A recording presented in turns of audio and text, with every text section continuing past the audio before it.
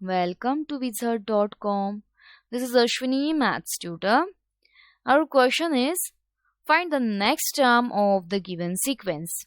And we have given the sequence here.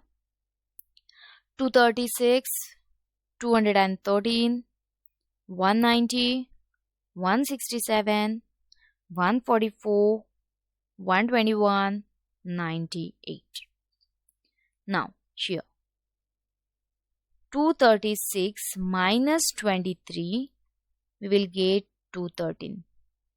Then 213 minus 23, we will get 190. Okay. So the difference between the successive terms is 23.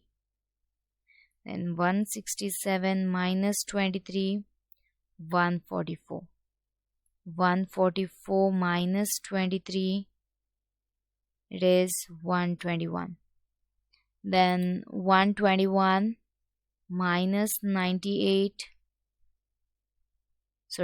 121 minus 23, we will get the next term 98.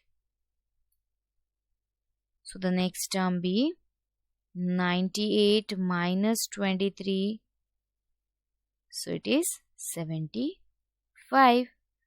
Hence the sequence be like 236, 213, 190, 167, 144, 121, 98, 75.